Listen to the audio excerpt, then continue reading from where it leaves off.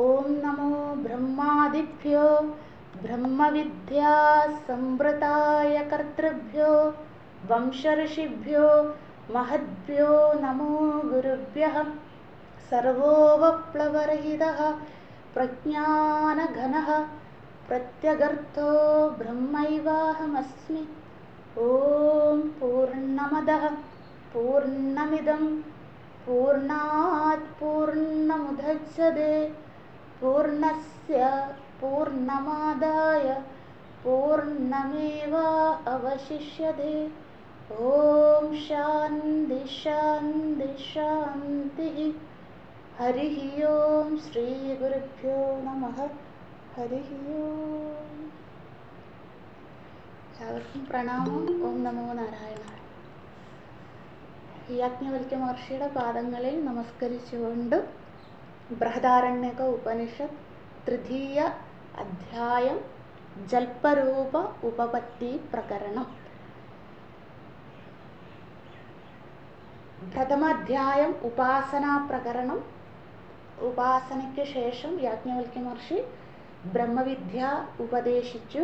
അവിടെ പ്രധാനമായും നമ്മൾ കണ്ടത് അജാതശത്രു എന്ന ഗുരുനാഥൻ ഗാർഗ്യൻ അല്ലെങ്കിൽ ബാലാഹിക്ക് സുഷുപ്തി വിചാരത്തിലൂടെ ബ്രഹ്മവിദ്യ ഉപദേശിക്കുന്നത്. അതിനുശേഷം ശിശുബ്രാഹ്മണം, മൂർത്താമൂർത്ത ബ്രാഹ്മണം, അവിടെ ഉപാസനകളായിരുന്നു പ്രധാനമായും കണ്ടത്. മൂർത്താമൂർത്ത ബ്രാഹ്മണത്തിൽ നേതി നേതി എന്ന അപവാദ വിചാരം അവിടെ പ്രധാനമായും കണ്ടു. അതിനുശേഷം നാലാമത്തെ ബ്രാഹ്മണം മൈത്രേയി ബ്രാഹ്മണം. മൈത്രേയിക്ക് ഗുരുവായ യാജ്ഞവൽക്യ മഹർഷി ബ്രഹ്മോപദേശം നൽകുന്നത്. മൈത്രേയിയുടെ വിവേക വൈരാഗ്യാദികൾ അവിടെ പ്രദർശിപ്പിക്കുന്ന മന്ത്രങ്ങളിലൂടെ യാജ്ഞവൽക്യ മഹർഷി അത് കണ്ടു. അതിനുശേഷം അഞ്ചാമത്തെ ബ്രാഹ്മണം മധുബ്രാഹ്മണം. കർമ്മഫലമനുസരിച്ചാണ് ഓരോ ജീവനും ശരീരം എടുക്കുന്നത്. ആ കർമ്മഫലമനുസരിച്ച് പ്രാരാബ്ധത്തിലൂടെ ഒരു ജീവൻ ശരീരത്തിലൂടെ കടന്നു പോകുന്നു. അതിൽ നിന്നും എങ്ങനെ രക്ഷ നേടാം എന്ന് മധുബ്രാഹ്മണത്തിൽ കണ്ടു. അതിനുശേഷം യാജ്ഞവൽക്യ മഹർഷി വംശബ്രാഹ്മണം പറഞ്ഞു തന്നു. ഇത് എൻ്റെ കണ്ടുപിടുത്തവോ അല്ലെങ്കിൽ ഞാനല്ല ഇതിൻ്റെ നിർമ്മാതാവ്. അനേകം മഹർഷിമാരുടെ തപസ്സിലൂടെ അവർക്ക് ലഭ്യമായ ബ്രഹ്മവിദ്യയെ എനിക്ക് ലഭിച്ചു. അത് ഞാൻ നിങ്ങൾക്ക് പകർന്നു നൽകുന്നു. അതുകൊണ്ട് ബ്രഹ്മവിദ്യാ പ്രകരണം അവസാനിക്കുന്നത് ആ വംശത്തിലുള്ള അല്ലെങ്കിൽ ഗുരു പരമ്പരയുടെ നാമങ്ങൾ മാത്രം പറഞ്ഞുകൊണ്ട് ബ്രഹ്മവിദ്യാ പ്രകരണം 6 ബ്രാഹ്മണങ്ങളിലൂടെ അവസാനിപ്പിച്ചു. അതിനുശേഷം നമ്മൾ അടുത്ത കാണ്ഡത്തിലേക്ക് പ്രവേശിച്ചു. അതിന് മുനികാണ്ഡം അല്ലെങ്കിൽ യാജ്ഞവൽക്യ കാണ്ഡം എന്നാണ് പേര്. 2 അധ്യായങ്ങളാണ് ഇതിലുള്ളത്. മൂന്നാമത്തെ അധ്യായം ജൽപരൂപ ഉപപത്തി പ്രകരണം, നാലാമത്തെ അധ്യായം വാദരൂപ ഉപപത്തി പ്രകരണം. മൂന്നാമത്തെ അധ്യായത്തിലേക്ക് നമ്മൾ പ്രവേശിച്ചിരുന്നു. അതിൽ 9 ബ്രാഹ്മണങ്ങളാണ് ഉള്ളത്, അല്ലെങ്കിൽ 9 സെക്ഷനായിട്ടാണ് ഈ അധ്യായത്തിന് യാജ്ഞവൽക്യ മഹർഷി തരംതിരിച്ചിരിക്കുന്നത്. പ്രഥമ ബ്രാഹ്മണം അശ്വല ബ്രാഹ്മണം. യാജ്ഞവൽക്യ മഹർഷി അദ്ദേഹത്തിൻ്റെ ജീവിതത്തിലുണ്ടായ ഒരു സംഭവത്തിനെ ഈ 2 അധ്യായങ്ങളിലായിട്ട്, അതായത് 3ഉം 4ഉം ജൽപരൂപ ഉപപത്തിയും വാദരൂപ ഉപപത്തി പ്രകരണങ്ങളായിട്ട് പറഞ്ഞു തരുന്നത്. ജനക മഹാരാജാവിൻ്റെ വിദ്വത്സഭയിലുള്ള ആഖ്യായികയാണ്. അവിടെ യാഗാനന്തരം ജനക മഹാരാജാവ് ആ യാഗത്തിൽ പങ്കെടുക്കുന്ന സർവ ജനങ്ങൾക്കും അനേകം ദക്ഷിണകൾ സമർപ്പിക്കുന്നു. ആ ദക്ഷിണയെല്ലാം സ്വീകരിച്ചതിനനന്തരം ഈ വിദ്വാൻമാരോടായിക്കൊണ്ട് ജനക മഹാരാജാവ് ഒരു വിളംബരം പറയുകയാണ്. ഇനി ഇവിടെ വിദ്വത്സഭ നടക്കാൻ പോവുകയാണ്, പണ്ഡിതന്മാർക്കൊക്കെ അതിൽ പങ്കെടുക്കാമെന്ന് പറഞ്ഞു. അനേകം പണ്ഡിതന്മാർ അവിടെ കൂടിയിരിക്കുന്നു. യാജ്ഞവൽക്യ മഹർഷി വിദ്വത്സഭയിൽ വീണ്ടും വിളംബരം ചെയ്യുകയാണ്. ആരാണോ ഏറ്റവും വലിയ വിദ്വാൻ അല്ലെ പണ്ഡിതൻ, അവർക്ക് ഞാൻ അനേകം പശുക്കളെയും സ്വർണ്ണ നാണയങ്ങളും അനേകം വാഗ്ദാനങ്ങൾ നൽകുന്നു. അങ്ങനെ ഈ വാഗ്ദാനങ്ങൾ കേട്ടതിനനന്തരം വിദ്വാൻമാരെല്ലാം ആ ജനകസഭയിൽ കൂടുന്നത് നമ്മൾ കണ്ടു. ജനക മഹാരാജാവ് വിളംബരം ചെയ്ത ആ സ്വർണ്ണ നാണയങ്ങളെ അല്ലെങ്കിൽ സമ്മാനങ്ങളെ യാജ്ഞവൽക്യ മഹർഷി അതിനെ സ്വീകരിക്കുകയാണ്. വിദ്വത്സഭയ്ക്ക് മുൻപായി തന്നെ അദ്ദേഹത്തിൻ്റെ ശിഷ്യനായ സാമസ്രവസിനോട് ഇതെല്ലാം കൊണ്ടുപോകാൻ പറഞ്ഞു. നമ്മുടെ മനസ്സിൽ ആ ഒരു ജനകസഭ ഉണ്ടാകണം, അതിനാണ് വീണ്ടും വീണ്ടും പറയുന്നത്. അപ്പം അങ്ങനെ സാമസ്രവസ് അത് കൊണ്ടുപോകുന്നു. ഇത് കണ്ടിട്ട് ദേഷ്യപ്പെട്ടുകൊണ്ട് അല്ലെങ്കിൽ കുപിതരായിക്കൊണ്ട് വിദ്വാൻമാർ ഇത് എന്തൊരു അന്യായമാണ് യാജ്ഞവൽക്യ മഹർഷി കാണിക്കുന്നത്, ചോദ്യോത്തരവോ അല്ലെങ്കിൽ വാദപ്രതിവാദത്തിന് അനന്തരമാണ് ഒരു ആള് പണ്ഡിതനാണ് വിദ്വാനാണെന്ന് സഭ അംഗീകരിക്കണം. അതിനെല്ലാം മുന്നായി യാജ്ഞവൽക്യ മഹർഷി ഇങ്ങനെ കാണിക്കുന്നത് അന്യായമാണ്, ജനക മഹാരാജാവിനെ നിന്ദിക്കലാണ്, അവിടെ കൂടിയിരിക്കുന്ന പണ്ഡിതന്മാരെയൊക്കെ അവഹേളിക്കുന്നതിന് തുല്യമാണെന്നുള്ള ഒരുപാട് മുറുമുറുങ്ങൾ ഇങ്ങനെ അവിടെ നടന്നുകൊണ്ടിരിക്കുകയാണ്.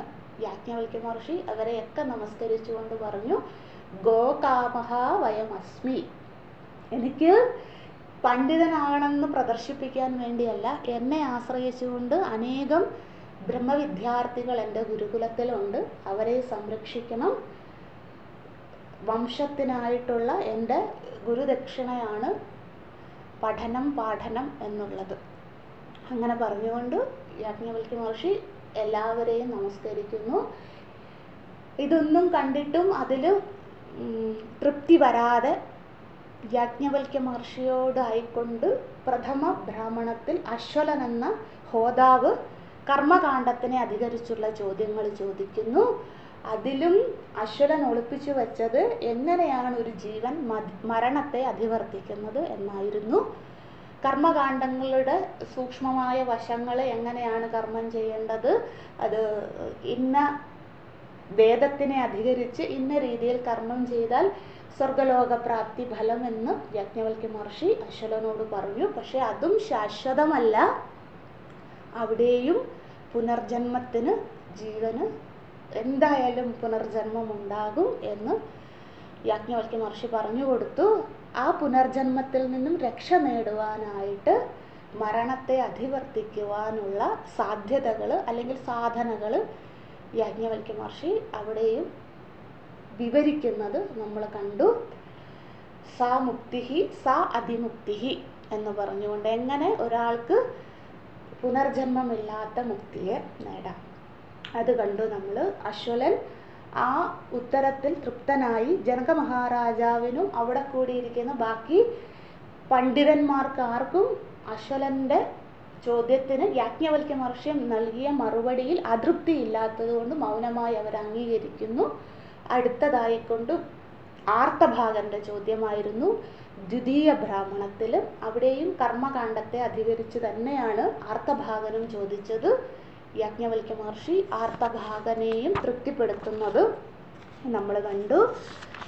ആർത്തഭാഗൻ്റെ ചോദ്യത്തിനും യാജ്ഞവൽക്യ മഹർഷി സ്വർഗലോകാദി ഫലങ്ങൾ ശാശ്വതമല്ല എന്ന് പറഞ്ഞു. അശ്വലനോട് ഉപദേശിക്കുന്നത് സാധകരായ നമ്മൾക്ക് വിവേക വൈരാഗ്യത്തെ പറഞ്ഞു നൽകുകയായിരുന്നു. ആർത്തഭാഗനോട് യാജ്ഞവൽക്യ മഹർഷിയുടെ ഉപദേശത്തിലൂടെ നമ്മൾക്ക് യാജ്ഞവൽക്യ മഹർഷി പറഞ്ഞു തന്നത് ശമദമാദി സമ്പത്തുകളെ എങ്ങനെ ആർജിക്കണം, ഇന്ദ്രിയ വിഷയങ്ങൾ ഗ്രഹ അതിഗ്രഹ രൂപങ്ങളിലൂടെ പറഞ്ഞു നൽകി. അതിനുശേഷം ബുജ്ജുവിൻ്റെ ചോദ്യമായിരുന്നു. തൃതീയ ബ്രാഹ്മണത്തിൽ ബുജ്ജു ചോദിക്കുന്നതിലൂടെ ഈ 3 ബ്രാഹ്മണങ്ങളിലായിട്ടുള്ള കർമ്മകാണ്ഡ പ്രദർശനം അവസാനിക്കുകയാണ് അവിടെ ചെയ്തത്. ആർത്തഭാഗൻ ഉപരമിച്ചതിനനന്തരം ബുജ്ജുവിൻ്റെ ചോദ്യം ബുജ്ജുവിൻ്റെ ജീവിതത്തിലുണ്ടായ ഒരു സാഹചര്യത്തിനെ, ഒരു സന്ദർഭത്തിനെ അടിസ്ഥാനമാക്കി ഗന്ധർവനോടായിക്കൊണ്ട് ചോദിച്ച ചോദ്യം. ഗന്ധർവൻ എന്താണോ എനിക്ക് ഉത്തരം പറഞ്ഞു നൽകിയത് അത് കാലങ്ങൾക്ക് ശേഷം ബുജ്ജു യാജ്ഞവൽക്യ മഹർഷിയോട് ചോദിക്കുകയാണ്. അപ്പം ഗന്ധർവൻ പറഞ്ഞു കൊടുത്ത അതേ ഉത്തരം തന്നെ യാജ്ഞവൽക്യ മഹർഷി ബുജ്ജുവിന് ഉപദേശിക്കുന്നത് കൊണ്ട് ഇത് കണ്ട് സ്തബ്ധനായി ബുജ്ജുവിന് മനസ്സിലായി ഞാൻ ചോദിക്കുന്ന ആള് നിസാരക്കാരനല്ല, യാജ്ഞവൽക്യ മഹർഷി മഹാത്മാവ് തന്നെയാണ് എന്ന് ബുജ്ജുവിന് മനസ്സിലായിക്കൊണ്ട് ബുജ്ജു കൂടുതലൊന്നും ചോദിക്കാതെ, അതായത് അശ്വലനോ ആർത്തഭാഗനോ ഒരു ചോദ്യത്തിന് അനന്തരം ആവർത്തിച്ച് മറ്റു ചോദ്യങ്ങൾ ചോദിക്കുന്നുണ്ടായിരുന്നു. പക്ഷെ മൂന്നാമത്തെ ബ്രാഹ്മണം എത്തിയപ്പോൾ മുതലാണ് അവിടെയുള്ള ചോദ്യകർത്താക്കൾ ആവർത്തിച്ച് റിപ്പീറ്റേഷൻ ഇല്ലാതെ വരുന്നത്. ഇവിടെ മൂന്നാമത്തെ ബ്രാഹ്മണം മുതലാണ്. ബുജ്ജു ഒരു ചോദ്യം ചോദിച്ചു, യാജ്ഞവൽക്യ മഹർഷി അവിടെയും മറുപടി പറഞ്ഞു. ആ മറുപടിയിലും നമ്മൾ കണ്ടത് അപപുനഃ മൃത്യും ജേതി യ ഏവം വേദ തതോഹ ബുജ്ജുഹു ലാഹ്യായനി ഉപരരാമ. ലാഹ്യായനി എന്ന പേരോട് കൂടിയ ബുജ്ജു എന്ന ആള് യാജ്ഞവൽക്യ മഹർഷിയുടെ ചോദ്യത്തിൽ തൃപ്തനായി ഉപരമിച്ചു. മറുപടിയിൽ തൃപ്തനായി ഉപരമിച്ചു. അവിടെയും യാജ്ഞവൽക്യ മഹർഷി മരണത്തെ അധിവർത്തിക്കേണ്ട കാര്യം. അപ്പം 3 പേരോടും, അശ്വലനായിക്കോട്ടെ ആർത്തഭാഗനായിക്കോട്ടെ ബുജ്ജു ആയിക്കോട്ടെ, 3 പേരും കർമ്മകാണ്ഡത്തെ അധികരിച്ചായിരുന്നു ചോദ്യം. അതിന് യാജ്ഞവൽക്യ മഹർഷി വിസ്തരിച്ചു പറഞ്ഞു. കർമ്മകാണ്ഡത്തിൻ്റെ സാധ്യസാധനങ്ങളെല്ലാം പറഞ്ഞതിനു ശേഷം അവസാനിപ്പിച്ചത് ജ്ഞാനകാണ്ഡം, അതായത് അദ്വൈതത്തെ ആവിഷ്കരിച്ചുകൊണ്ടാണ് മറുപടി കൊടുത്തത്.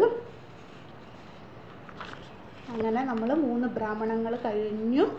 അതിനുശേഷം 4ാമത്തെ ബ്രാഹ്മണം മുതൽ 9 വരെയുള്ള ബ്രാഹ്മണങ്ങൾ കർമ്മകാണ്ഡങ്ങളുടെ ചോദ്യങ്ങൾ അവസാനിപ്പിക്കുകയാണ്. കാരണം 3 പേരും പരാജയപ്പെട്ടു. അശ്വലൻ, ആർത്തഭാഗൻ, ബുജ്ജു 3 പേരും കർമ്മകാണ്ഡത്തെ അധികരിച്ച് ചോദ്യങ്ങളിലൂടെ പരാജയപ്പെട്ടത് കണ്ടിട്ട് ബാക്കിയുള്ള പണ്ഡിതന്മാർ, ചോദ്യകർത്താക്കൾ, അവർക്ക് മനസ്സിലായി യാജ്ഞവൽക്യ മഹർഷിക്ക് കർമ്മകാണ്ഡമൊക്കെ അറിയാം അല്ലേ, ഒരാളല്ല പരാജയപ്പെട്ടത്, തുടരെയായി 3 പേരാണ് പരാജയപ്പെട്ടത്. അപ്പോൾ എന്ത് ചെയ്യുന്നു, ഇനിയും വരുന്ന ചോദ്യകർത്താക്കൾ ജ്ഞാനകാണ്ഡത്തെ അധികരിച്ചുകൊണ്ടുള്ള, ബ്രഹ്മവിദ്യയെ അധികരിച്ചുകൊണ്ടുള്ള ചോദ്യങ്ങളാണ് ചോദിക്കുന്നത്.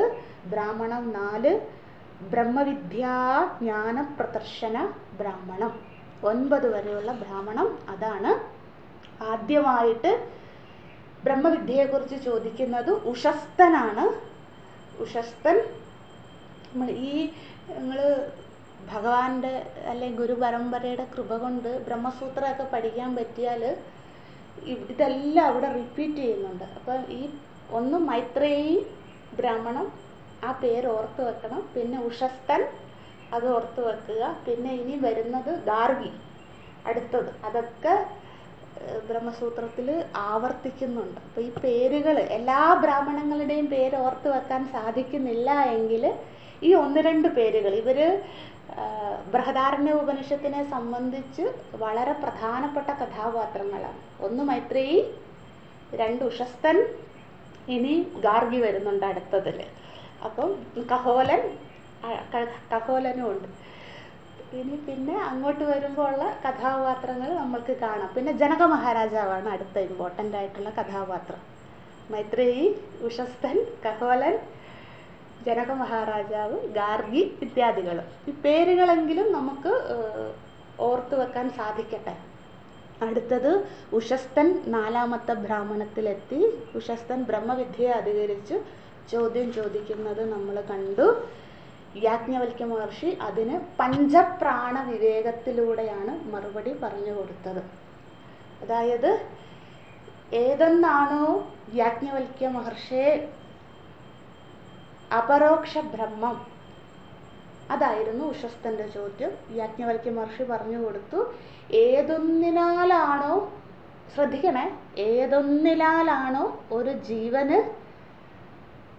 ഉച്ഛ്വാസ നിശ്വാസം ചെയ്യാൻ സാധിക്കുന്നത്, പ്രാണന പ്രക്രിയ ചെയ്യാൻ സാധിക്കുന്നത്, ശരീരത്തിൻ്റെ സർവ ഉപചയങ്ങളും നടത്തുന്നത്, രക്തചംക്രമണം നടത്തുന്നത്, അല്ലെങ്കിൽ സർവ അവയവങ്ങളും പ്രവർത്തിക്കുന്നത് ഏതൊന്നിനാലാണോ അതിനെ തന്നെയാണ് ഉഷസ്തരെ ശാസ്ത്രം അപരോക്ഷ ബ്രഹ്മൻ എന്ന് വിളിക്കുന്നത് എന്ന പഞ്ചപ്രാണ വിവേകത്തിലൂടെ പറഞ്ഞു കൊടുത്തു.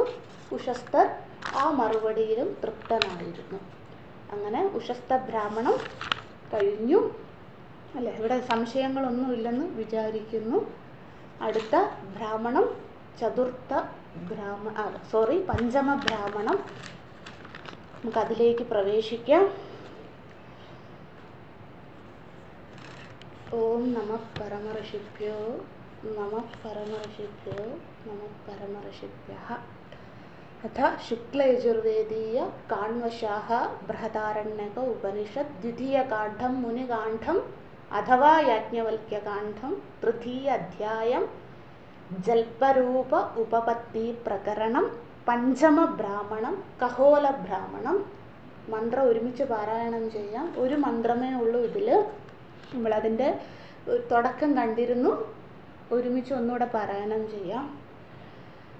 അധഃ ഏനം കഹോലഃ കൗശീതകേയഃ പപ്രച്ഛ യാജ്ഞവൽക്യ ഇതി ഹോവാച യഥേവ സാക്ഷാത് അപരോക്ഷാത് ബ്രഹ്മ യ ആത്മാ സർവാന്തരഃ തം മേ വ്യാചക്ഷ ഇതി.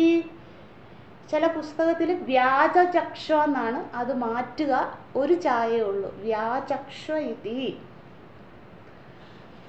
ഞാൻ അയച്ചിരുന്നു, നിങ്ങൾ ശ്രദ്ധിച്ചോന്ന് എനിക്ക് അറിഞ്ഞുകൂടാ.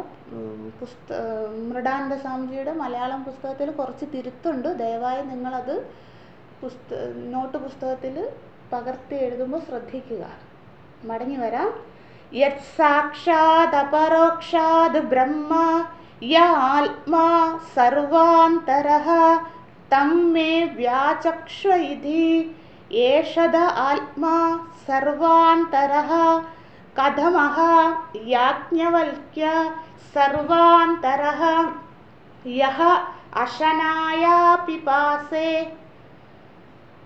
ശോകം മോഹം ജരാമൃത്യു. അത്രയും അണ്ടർലൈൻ ചെയ്യുകയോ ഹൈലൈറ്റ് ചെയ്യുകയോ എന്തെങ്കിലും ചെയ്യുക. അശനായാ പിപാസേ ശോകം മോഹം ജരാമൃത്യും അത്യേതി തം വൈ ഏതം ആത്മാനം വിദിത്വാ ബ്രാഹ്മണാഃ പുത്രേഷണയാച്ച. അതും അണ്ടർലൈൻ ചെയ്യുക. 3 ഏഷണ അറിയായിരിക്കും, നിങ്ങൾ മുമ്പ് പഠിച്ചിട്ടുണ്ടാകും. അറിയാൻ വയ്യാത്തവർക്ക് വേണ്ടി അണ്ടർലൈൻ ചെയ്യുക. പുത്രേഷണയാച്ച വിത്തേഷണയാച്ച ലോകേഷണയാച്ച യുദ്ധായ അധ ഭിക്ഷാചര്യം ചരന്തി.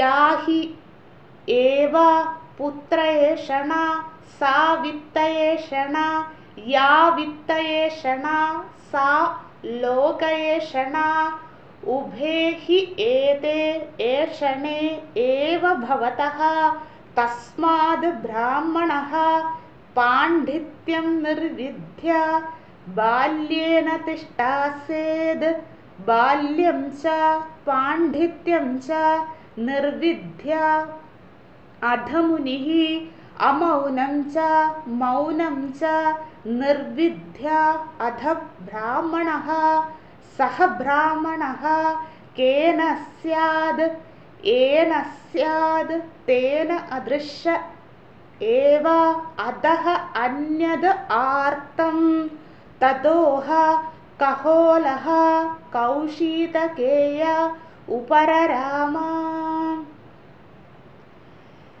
യാജ്ഞവൽക്യ മഹർഷിയോടായിക്കൊണ്ട് പഞ്ചമ ബ്രാഹ്മണത്തിൽ കഹോലൻ എന്ന ചോദ്യകർത്താവ്. അപ്പം നമ്മുടെ മനസ്സിൽ ആ വിദ്വത്സഭ, ജനക മഹാരാജാവ് അധ്യക്ഷനായിരിക്കുന്നു.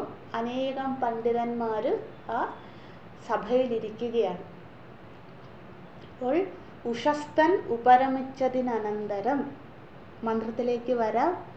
അധഃ ഏനം കഹോലഃ കൗശീതകേയഃ പപ്രച്ഛ. ഉഷസ്തർ അധഃ, ഉഷസ്ത ഉപരമ അനന്തരം. ഉഷസ്തൻ എന്ന ചോദ്യകർത്താവ് അദ്ദേഹത്തിൻ്റെ ചോദ്യം ചോദിച്ചു, ഉത്തരം കേട്ടതിനനന്തരം അല്ലേ, അതാണ് അധ. മറുപടിയിൽ തൃപ്തനായി അല്ലേ. ഉത്തര തൃപ്താനന്തരം. ഉത്തരം സംസ്കൃത പദമാണ് കേട്ടോ. ഉത്തരം കേട്ടതിനനന്തരം അതിൽ തൃപ്തനാണ്, അല്ലെങ്കിൽ ഉപരമിക്കില്ല. ആ ഉപരമിച്ചതിനനന്തരം അടുത്തതായിട്ട് ആര് വരുന്നു?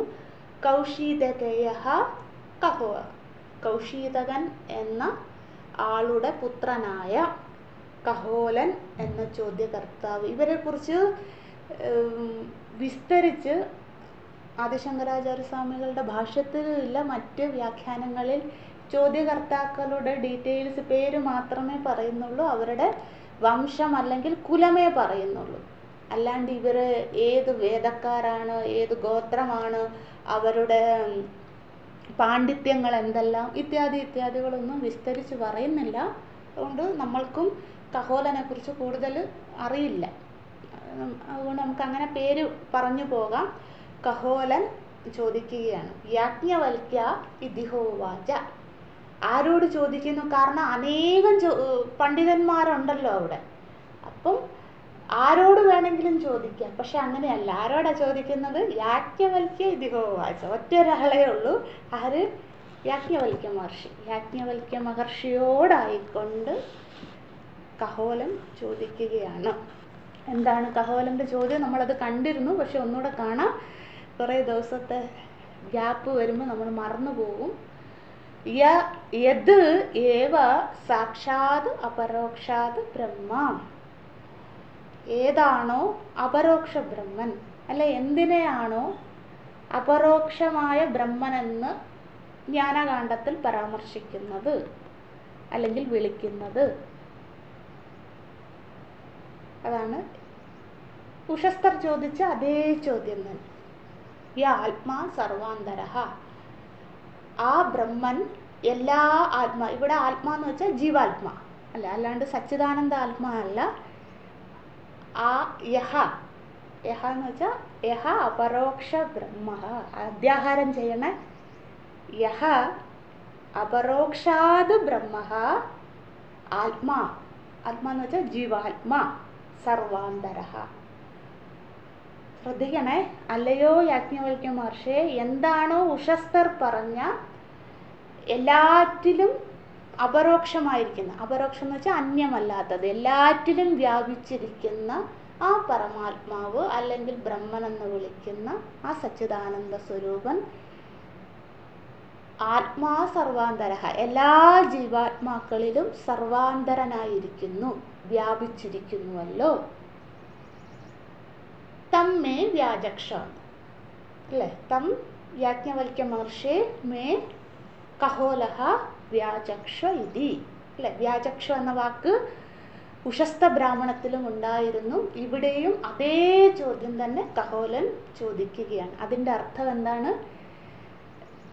പഞ്ചപ്രാണവിവേകം കഹോലന് മനസ്സിലായിട്ടില്ല, അല്ലെങ്കിൽ ആ ഉത്തരത്തിൽ ഉഷസ്തൻ തൃപ്തനായതുപോലെ കഹോലൻ തൃപ്തനല്ല. അതുകൊണ്ടാണ് ആവർത്തിക്കുന്നത്. സാധാരണ എനിക്ക് അറിഞ്ഞൂടാ, നമ്മൾ വിദ്വസഭയൊക്കെ നിങ്ങൾ കണ്ടിട്ടുണ്ടോയെന്ന്.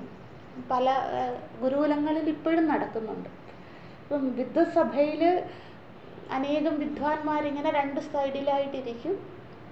ആ ഗുരുകുലത്തിൻ്റെ മഠാധിപതി അല്ലെങ്കിൽ ആചാര്യസ്ഥാനത്തിരിക്കുന്നവർ അധ്യക്ഷരായിട്ടിരിക്കും. അതാണ് വിദ്വസഭയുടെ രീതി. അപ്പം ചോദ്യകർത്താക്കൾ ഒരു ഭാഗത്ത് അല്ലേ? നമ്മൾ ഭഗവാൻ ശങ്കരാചാര്യസ്വാമികളുടെ ചരിത്രമൊക്കെ നിങ്ങൾ കേട്ടിട്ടുണ്ടായിരിക്കും. അപ്പോൾ അവിടെ വിദ്വസഭയിൽ പോയിട്ട് മണ്ഡനമിശ്രൻ്റെ കഥയൊക്കെ നിങ്ങൾക്ക് അറിയരുത് അല്ലേ? അപ്പം മണ്ഡനമിശ്രൻ ചോദ്യം ചോദിക്കുന്നു, രണ്ടുപേരും മാലയൊക്കെ ഇട്ട് അല്ലേ? എന്നിട്ട് ആരുടെ പൂമാലയാണോ ആദ്യം നശിച്ചു പോകുന്നത് അല്ലെങ്കിൽ വാടിപ്പോകുന്നത് അവർ പരാജയപ്പെട്ടു എന്നൊക്കെയുള്ള കഥ കേട്ടിട്ടുണ്ടായിരിക്കും. അപ്പം അതുപോലെ തന്നെയാണ് വിദ്വസഭയുടെ രീതി ഇങ്ങനെയാണ്. അപ്പം അവിടെ ഒരു നിയമം എന്താണെന്ന് വെച്ചാൽ ആവർത്തന ചോദ്യം പാടില്ല. അങ്ങനെ ഒരു നിയമമുണ്ട്. അപ്പം ഇവിടെ കഹോലൻ ആ നിയമം തെറ്റിക്കുകയാണ്. പക്ഷേ ആ നിയമം തെറ്റിയത് കണ്ടിട്ടും യാജ്ഞവൽക്യ മഹർഷിയും മൗനമായിരിക്കുന്നു. ഇത് ഉഷസ്തർക്ക് ഞാൻ പറഞ്ഞു കൊടുത്ത മറുപടി അല്ലേ, എന്നെ കൊണ്ടൊന്നും പറ്റില്ല ആവർത്തിക്കാൻ. അങ്ങനെയേ യാജ്ഞവൽക്യ മഹർഷി പറയുന്നില്ല അല്ലേ? അതുപോലെ ജനക മഹാരാജാവും ഇതിനെ എതിർക്കുന്നില്ല അല്ലെ? അധ്യക്ഷനായിരിക്കുന്നുണ്ടല്ലോ ജനക മഹാരാജാവ്. അദ്ദേഹം ഇതെല്ലാം സാക്ഷിയായി കാണുകയാണ്. അദ്ദേഹത്തിന് വേണേ എതിർക്കാമായിരുന്നു കഹോലനോട്. കഹോലരെ അങ്ങ് ചോദ്യം ആവർത്തിക്കുകയാണ്. ഉഷസ്ഥർക്ക് മറുപടി കിട്ടിക്കഴിഞ്ഞു. ആ മറുപടിയിൽ ഉഷസ്ഥർക്ക് ഒരതൃപ്തിയുമില്ല. അല്ലേ? നമ്മുടെ മനസ്സിൽ വരണ ഈ ഭാവനയെ, അല്ലേ? ഉഷസ്ഥർക്ക് ചോദ്യത്തിന് എന്ത് മറുപടിയാണോ യാജ്ഞവൽക്യ മഹർഷി കൊടുത്തത് അതിൽ ഒരു അതൃപ്തിയുമില്ല. അല്ലേ? അതിനെ ഡിഫീറ്റ് ചെയ്യുന്നേയില്ല ഉഷസ്ഥർ. അപ്പം അങ്ങ് ഈ ചോദ്യം തന്നെ ആവർത്തിക്കുന്നത് എന്തൊരു വിരോധാഭാസമാണ്, അല്ലേ? അല്ലെങ്കിൽ അത് ശരിയല്ല, വിദ്വത്സഭയുടെ നിയമത്തിന് എതിരായിട്ടാണ് അങ്ങ് പ്രവർത്തിക്കുന്നത്. അപ്പോൾ അധ്യക്ഷൻ ഇവരെ പുറത്താക്കാനൊക്കെയുള്ള അധികാരമുണ്ട്. കഹോലരെ അങ്ങ് റിപ്പീറ്റഡ് ക്വസ്റ്റ്യൻ ആണ്, ഗെറ്റ് ഔട്ട് പറയാം വേണമെങ്കിൽ. പക്ഷേ യാജ്ഞവൽക്യ മഹർഷി അതൊന്നും ജനക മഹാരാജാവ് അതൊന്നും ചെയ്യുന്നില്ല. യാജ്ഞവൽക്യ മഹർഷിയും ആ ചോദ്യത്തിനെ സന്തോഷത്തോടുകൂടി സ്വീകരിക്കുകയാണ്. അതാണ് ആ മഹാഗുരുവിൻ്റെ ലക്ഷണം. അതായത് മനസ്സിലായിട്ടില്ല ഒരാൾക്കെങ്കിലും, ഇപ്പോൾ 1000 പേരിരിക്കുന്നെന്ന് വിചാരിച്ചോളൂ, ആ വിദ്വത്സഭയിൽ ഒരാൾക്കെങ്കിലും മനസ്സിലായിട്ടില്ലെങ്കിൽ അവരുടെ ആ ചോദ്യത്തിനെ മാനിച്ചുകൊണ്ട് എത്ര തവണ ആവർത്തിക്കുവാനും ഗുരു തയ്യാറാണ്. അതാണ് ഗുരുവിൻ്റെ ലക്ഷണം, അല്ലേ? കാരണം പാണ്ഡിത്യം പ്രദർശിപ്പിക്കാൻ വേണ്ടിയല്ല യാജ്ഞവൽക്യ മഹർഷി ഇവിടെ വന്നത്. എന്തിനാണ്? എന്നെ ആശ്രയിച്ചിരിക്കുന്ന വിദ്യാർത്ഥികളെ സംരക്ഷിക്കാനായിട്ട്. അവരുടെ ശരീരം നിലനിൽക്കണമെങ്കിൽ ആഹാരം വേണം, അല്ലേ? അതിന് പണം വേണം. അപ്പോൾ അതിനു വേണ്ടിയാണ് യാജ്ഞവൽക്യ മഹർഷി വന്നത്. അതുകൊണ്ട് അദ്ദേഹത്തിൻ്റെ പാത സത്യമാണെന്ന് അദ്ദേഹത്തിന് അറിയാം. അതുകൊണ്ട് കോ ഭയ, ആരെ ഭയക്കാനാണ് അവിടെ? അതില്ല. അതാണ് ഇവിടെ യാജ്ഞവൽക്യ മഹർഷിയുടെ മൗനവും. ഇപ്പം നമ്മൾ ആ വിദ്വത്സഭയുടെ ഒരുപാട് നിയമങ്ങളുണ്ട്, എല്ലാം കൂടെ പറയാൻ പറ്റൂല. കാരണം അതിൽ ഓരോ സന്ദർഭത്തിനനുസരിച്ച് നിയമങ്ങൾ മാറും. ചിലത് ശ്ലോക രൂപത്തിൽ ചോദിക്കേണ്ടതുണ്ടാകും, ചിലത് ചോദ്യം ചോദിക്കുമ്പം ഏത് ഭാഗത്ത് ഏത് വേദത്തെ അധികരിച്ചാണ്, അതൊന്നും ഇവിടെ ഇല്ല. ഇപ്പോൾ ഒരാൾ വരികയാണ്, ഒരു ഉദാഹരണം പറയും. ഇപ്പോൾ വിദ്വത്സഭയിൽ ഇങ്ങനെ ഒരാൾ ചോദ്യകർത്താവായിട്ട്, അപ്പോൾ അയാൾ ആദ്യം ഇൻട്രൊഡ്യൂസ് ചെയ്യണം, അല്ലേ? മമ നാമ, അല്ലേ? മമ ഗോത്രം, മമ വംശം, മമ വേദം, മമ ഗുരു, ഇതെല്ലാം പറയണം. ഇന്നതാണ് എൻ്റെ ഗോത്രം, ഇന്നതാണ് എൻ്റെ ബാക്ക്ഗ്രൗണ്ട്, അല്ലെങ്കിൽ മമ സന്യാസി, ഞാൻ സന്യാസിയാണ്, ഇന്നടത്തു നിന്നാണ് സന്യാസം എടുത്തത്, ഇന്നതാണ് എൻ്റെ ദീക്ഷാഗുരു, ഇന്ന വേദമാണ് ഞാൻ ഫോളോ ചെയ്യുന്നത്, അല്ലേ? ഇന്നതാണ് എൻ്റെ മഹാവാക്യം, അല്ലേ? ഇന്ന മഠത്തെ ആശ്രയിച്ചാണ് ഞാൻ ഇരിക്കുന്നത്. അങ്ങനെ എല്ലാ കാര്യങ്ങളും നമ്മൾ പറയണം. പക്ഷെ ഇവിടെ അതൊന്നും കാണിക്കുന്നില്ല.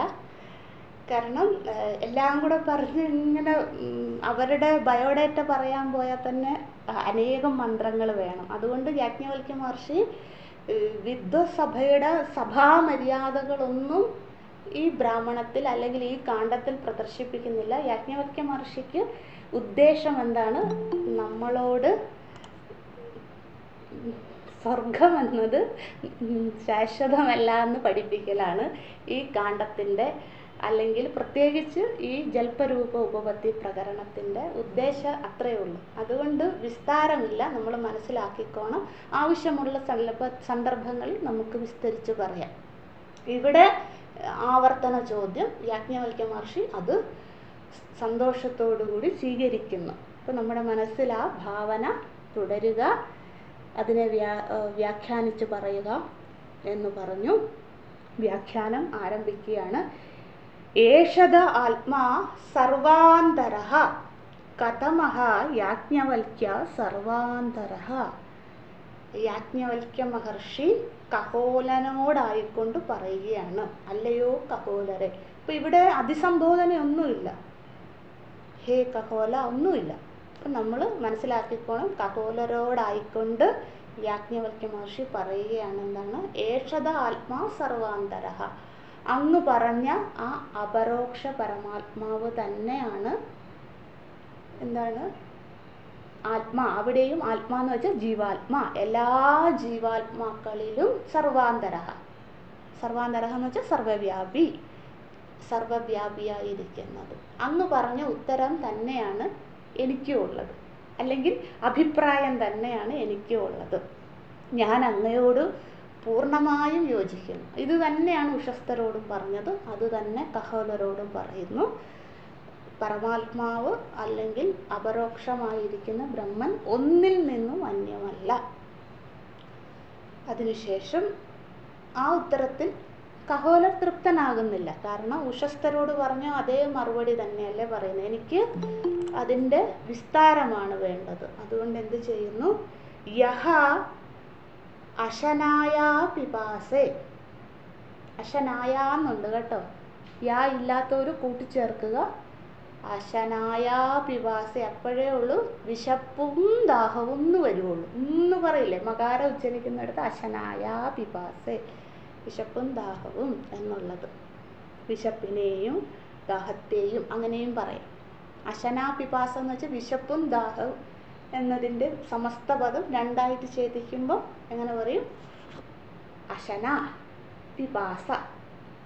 അശന എന്ന് വെച്ചാൽ ഹങ്കർ അല്ലേ, വിശപ്പ്. പിപാസ എന്നത് ദാഹം. അത് ഒന്നാമത്തത്. ഇവിടെ വേണ്ടവർ എഴുതിക്കോളൂ. ഷഡൂർമി വിചാരം. വിചാരം എന്ന് വെച്ചാൽ ഡിസ്കഷൻ. ഷഡൂർമിയെക്കുറിച്ചാണ് യാജ്ഞവൽക്യ മഹർഷി കഹോലരുമായിട്ട് ഡിസ്കസ് ചെയ്യാൻ പോകുന്നത്, വിസ്തരിച്ചു പറയാൻ പോകുന്നത് അല്ലേ. പഞ്ചപ്രാണ വിവേകം നമ്മൾ കണ്ട പോലെ ഇവിടെ ഷഡൂർമി വിവേകം അല്ലെങ്കിൽ ഷഡൂർമി വിചാരം രണ്ടും ശരിയാണ്.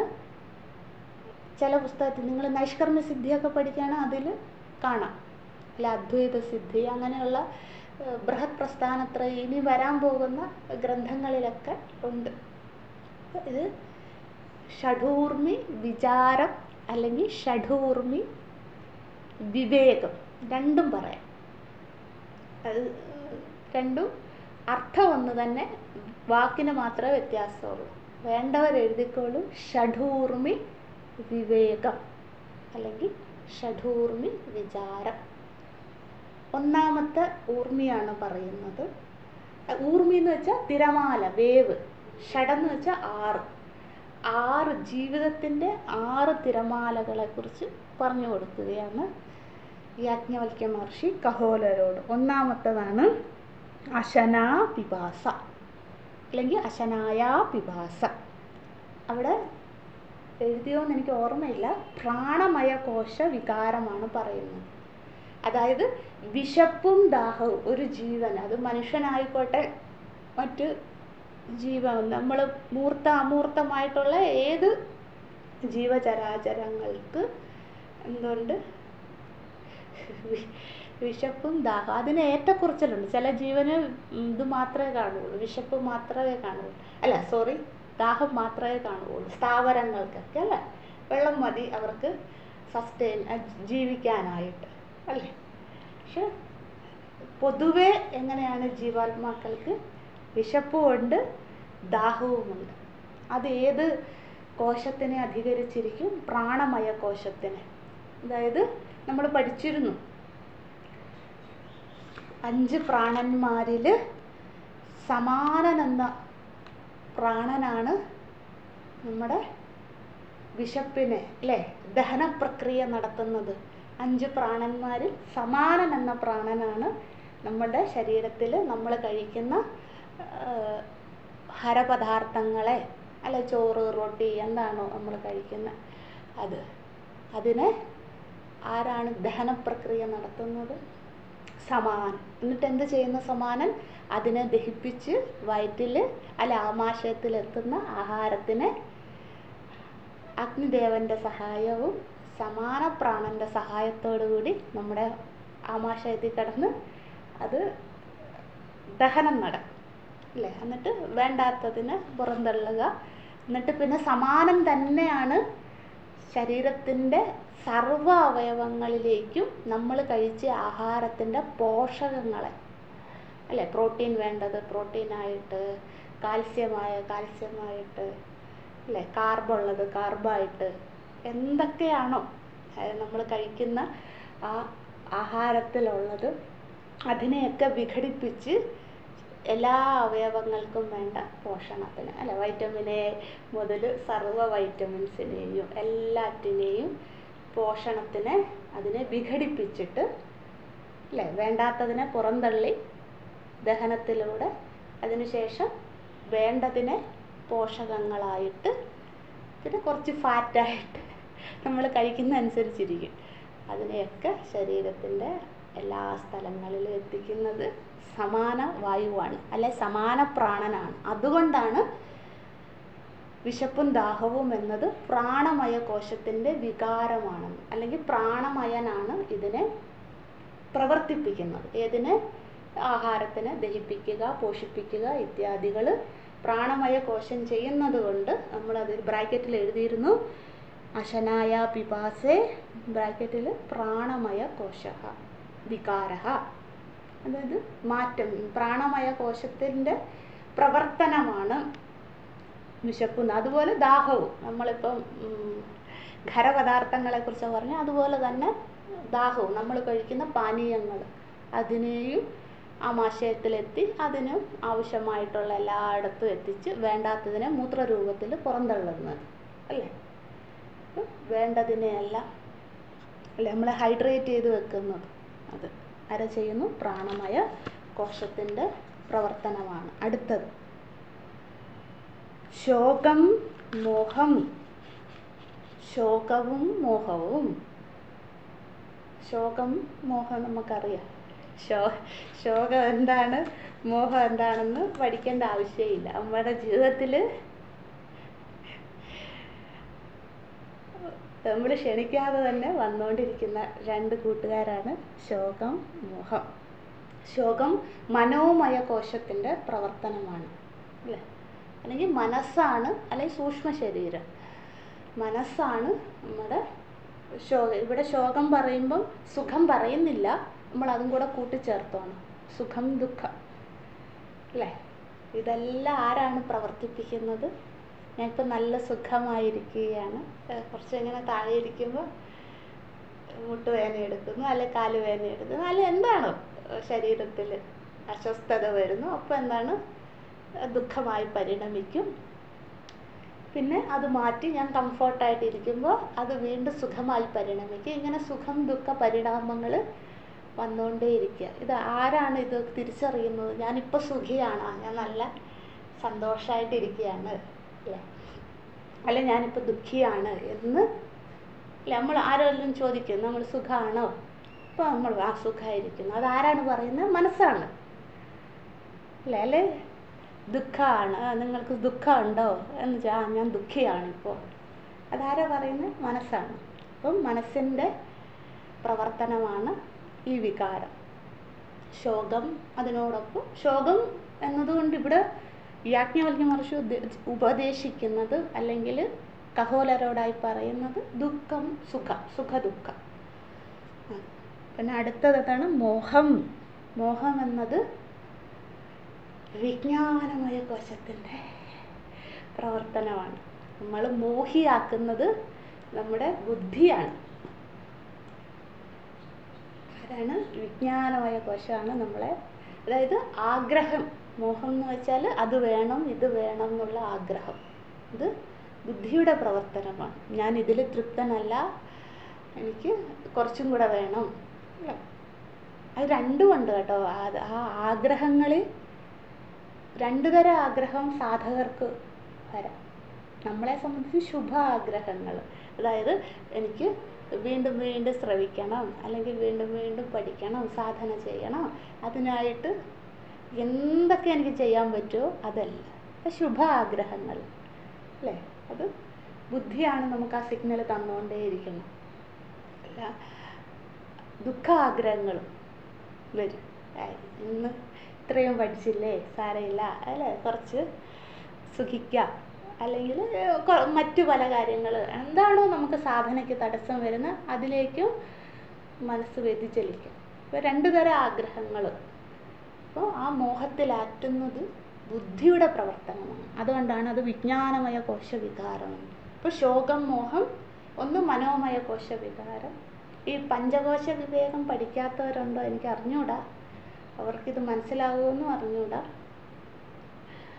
നമ്മൾ 5 കോശങ്ങളുണ്ട്. 1 അന്നമയം, 2 പ്രാണമയം, അല്ല അറിയാവുന്നവർ കൂടെ പറയുക, 3 മനോമയം, 4 വിജ്ഞാനമയം, 5 ആനന്ദമയം. കോശമായിട്ട് തരംതിരിച്ച് അത് തന്നെയാണ് സ്ഥൂല സൂക്ഷ്മ കാരണ ശരീരം അല്ലേ. സ്ഥൂല ശരീരം എന്ന് വെച്ചാൽ അന്നമയം, സൂക്ഷ്മ ശരീരം എന്ന് വെച്ചാൽ പ്രാണമയം, മനോമയം, വിജ്ഞാനമയം, കാരണ ശരീരം എന്ന് വെച്ചാൽ ആനന്ദമയം. ഈ പഞ്ചകോശം കേൾക്കാത്തവർ അത് വിട്ടൊരു ഇത്രയും മാത്രം ഓർത്താൽ മതി. 3 ശരീരമുണ്ട് ജീവന്. സ്ഥൂല സൂക്ഷ്മ കാരണം എന്നാണ് അതിൻ്റെ പേര്. ഈ വിശപ്പും ദാഹവും ഒക്കെ ഉണ്ടാകുന്നത് സൂക്ഷ്മ ശരീരത്തിൻ്റെ പ്രവർത്തനം കൊണ്ടാണ്. സുഖം, ദുഃഖം, ശോകം, മോഹം ഇത്യാദികളൊക്കെ ഉണ്ടാകുന്നത് സൂക്ഷ്മ ശരീരത്തിൻ്റെ പ്രവർത്തനം കൊണ്ടാണ്. ഇതിനെല്ലാം ഉപേക്ഷിച്ച് ആനന്ദാവസ്ഥയെ ഇരിക്കുന്നത് കാരണ ശരീരത്തിൻ്റെ പ്രവർത്തനം കൊണ്ടാണ്. അത്രയെങ്കിലും ഓർത്ത് വെക്കുക. പഠിക്കാത്തവർക്ക് വേണ്ടിയാണ് പറയുന്നത്. അടുത്തത് 3 ജരാമൃത്യു. പഠിക്കാത്തതെന്ന് വെച്ചാൽ തെറ്റിദ്ധരിക്കരുത്, ഈ പ്രകരണ ഗ്രന്ഥങ്ങൾ പഠിക്കാത്തവർക്ക്. ഞാനിപ്പോൾ എന്ത് പറഞ്ഞാലും നല്ല സരസ്വതിയാണ് വരുന്നത് വായിൽ, അതുകൊണ്ട് തെറ്റിദ്ധരിക്കാതെ മുന്നോട്ട് പോവുക. ജരാമൃത്യു അത്യേതി. അടുത്തത് 3-മത്തത് ജരാമൃത്യു. ജര എന്ന് പറഞ്ഞാൽ ശരീരത്തിനുണ്ടാകുന്ന മാറ്റം. ഇവിടെ നമ്മൾ ജരയും മൃത്യുവും പറയുന്നു. മൃത്യു എന്ന് വെച്ചാൽ ഈ ശരീരം നശിക്കുന്നത്. സ്ഥൂല ശരീരനാശം ഏവ മൃത്യു, അതാണ് ഇവിടുത്തെ മൃത്യു എന്ന വാക്കുകൊണ്ട് ഉദ്ദേശിക്കുന്നത്.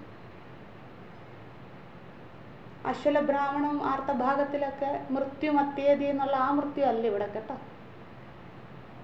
ശ്രദ്ധിക്കണേ, കാരണം അർത്ഥവ്യത്യാസം വരും ഓരോ പദത്തിനും ഓരോ സന്ദർഭത്തിനനുസരിച്ച്. ഇവിടെ മൃത്യു എന്ന് വെച്ചാൽ സ്ഥൂല ശരീരനാശം. ജര എന്ന് പറഞ്ഞാൽ അതിനും ഷഡൂർമി എന്ന് നമ്മൾ പഠിച്ചിട്ടുണ്ട്. അസ്ഥി, ജായതേ, വർത്തതേ, വിപരീണവതേ അല്ലേ, അപക്ഷീയതേ, വിനശ്യതി എന്നുള്ള ഒരു ശരീരത്തിനുണ്ടാകുന്ന 6 തരം മാറ്റങ്ങൾ അല്ലേ. ഉണ്ടാകുക, നിലനിൽക്കുക, വളരുക, മാറ്റത്തിന് വിധേയമാകുക അല്ലേ, അതിന് ശേഷം വീണ്ടും ക്ഷയിക്കുക, അവസാനം നശിക്കുക എന്നുള്ള അതിലെ ജരയാണ് ഇവിടെ പറയുന്നത്. ജര അല്ലേ, നമ്മൾ ജനിക്കുമ്പോഴേ ജര വരില്ല അല്ലേ. അപ്പോൾ ജരയ്ക്ക് മുമ്പുള്ള കാര്യങ്ങളൊക്കെ നമ്മൾ ഓർത്തോണം. ആദ്യം അല്ലേ പിതാവിൽ പഞ്ചാഗ്നി വിദ്യ, ചാന്തോക്യ ഉപനിഷത്ത് 5-ാം അധ്യായം അല്ലേ. നമ്മൾ മഴയിലൂടെ ഭൂമിയിലെത്തി, പിതാവിലെത്തി, പിതാവിൽ നിന്നും മാതാവിലെത്തി, അസ്ഥി അല്ലേ, പിന്നെ മാതൃഗർഭത്തിലേക്ക് നമ്മൾ പ്രവേശിച്ചു, ജായതേ ജനിച്ചു അവിടെ, പിന്നെ വർദ്ധതേ അവിടെ മുതൽ നമ്മൾ വളരാൻ തുടങ്ങി, വളർന്ന് കുറച്ച് വളർന്ന് എത്തിക്കഴിയുമ്പോൾ പിന്നെ പ്രകൃതിയിലേക്ക് നമ്മളെത്തി, അവിടെ നിന്ന് വളരാൻ തുടങ്ങുന്നു അല്ലേ, വർദ്ധതേ. പിന്നെ കുറേ കാലം വളരും, അത് കഴിഞ്ഞ് വിപരീണമതേ, മാറ്റങ്ങൾക്ക് വിധേയമാകും. ആ വിപരീണത്തിലുള്ളതാണ് ജര എന്നുള്ളത് അല്ലേ. നമ്മൾ ശരീരം ഒന്നെങ്കിൽ തടിക്കും അല്ലെങ്കിൽ മെല്ലിക്കും അല്ലേ, ദേഹത്തൊക്കെ റിങ്കിൾസ് വരും അല്ലേ, ഓരോ അവയവങ്ങളുടെ പ്രവർത്തനങ്ങൾ കുറഞ്ഞു വരും അല്ലേ, ചെവിട് കേൾവി കുറയും, കണ്ണിൻ്റെ കാഴ്ച കുറയും. അതിലാണ് ജര വരുന്നത്. തലനാര്, അപ്പോൾ നമ്മൾ വിചാരിക്കരുത് ബാക്കിയൊന്നും വരില്ല, തലനാര് മാത്രം നരയ്ക്കും, അങ്ങനെയല്ല. ജര എന്ന വാക്കിന് എന്താണ് വ്യവഹാരാർത്ഥം? തലനാര് നരയ്ക്കുക എന്നാണ്. അതല്ല ഇവിടെ. വിപരീണമത എന്നുള്ള അർത്ഥമാണ് ജര എന്ന വാക്കിന്. മാറ്റങ്ങൾക്ക് വിധേയമാകുക, അത് തലനാര് മുതൽ സർവ്വ ഇന്ദ്രിയങ്ങളും അല്ലെങ്കിൽ സർവ്വ അവയവങ്ങളും. മൃത്യു, അവസാനം ഇതങ്ങ് പോകും, ഭസ്മാന്തം ശരീരം, അതാണ് മൃത്യു അല്ലേ. അത്യേതി എന്ന വാക്ക് നാളെ പഠിക്കാം നമുക്ക്. ഓം നമോ ബ്രഹ്മാദിഭ്യോ ബ്രഹ്മവിദ്യാ സംവൃതായ കർത്തൃഭ്യോ വംശഋഷിഭ്യോ മഹദ്ഭ്യോ നമോ ഗുരുഭ്യഃ. സർവോപപ്ലവരഹിതഃ പ്രജ്ഞാനഘനഃ प्रत्यगर्थो ब्रह्मैवाहमस्मि। ॐ पूर्णमदः पूर्णमिदं पूर्णात् पूर्णमुदच्यते पूर्णस्य पूर्णमादाय पूर्णमेव अवशिष्यते। ॐ शान्ति शान्ति शान्तिः। हरिः ओम्। श्रीगुरुभ्यो नमः। हरिः ओम्।